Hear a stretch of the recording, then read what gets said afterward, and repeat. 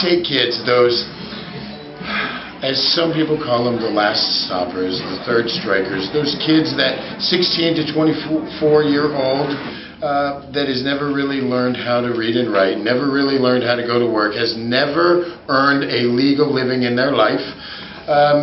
Usually they're sitting in jail costing us money. They're $50,000 a year at least to lock up our kids and teach them how to be career criminals.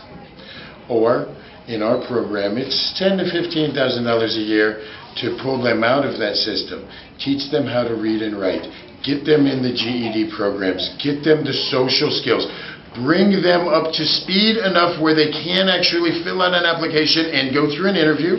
And then if they do get hired, give them those skills enough that they can keep the job. We've adopted 30 parks in Indianapolis. We do all the mowing, the weed eating, maintenance, the landscaping, the cleanup. Great way to show job completion. When you show up at a park that is looking kind of bad and they've kicked over the trash cans and it's looking a little rough, and you leave it looking beautiful. You police yourself, you take care of your community. It shows a sense of self-worth, a sense of work ethic, a sense of community support.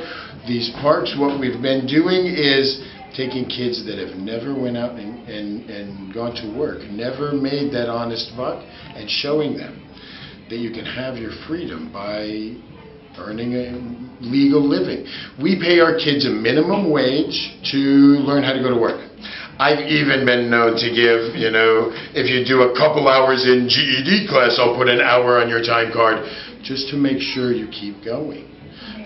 Showing kids that have been shown the illegal side of this world, where you can, be a drug dealer, a prostitute, or a smash and grabber, or one of the people living on the fringes of society that are just taking, or you can figure out how to be one of those people that has their freedom. Even on minimum wage jobs, we teach kids to take care of yourself, pay your own bills, get your own place, stop holding that hand out for government assistance, for food stamps, for unemployment, for welfare. We show how you pull that hand back and you take care of yourselves. You go out and you find work, you go we do big fundraisers just like what Mimi's helping us with today here at the Skinny Cafe, showing how we bring that support and that awareness to Rupert's kids.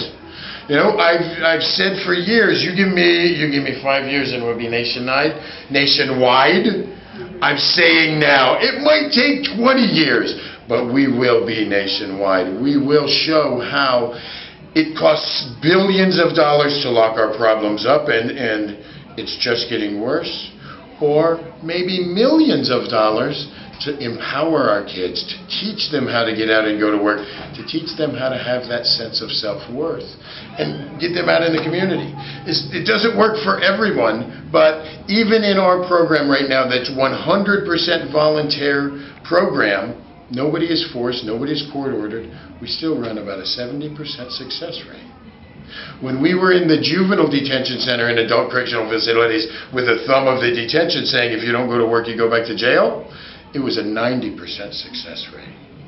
Teaching kids, if you go to work, if you get these kids up and moving, if you get these kids, give them that ability. Just like we all, when we meet each other, we ask, what do you do? We don't ask who you are.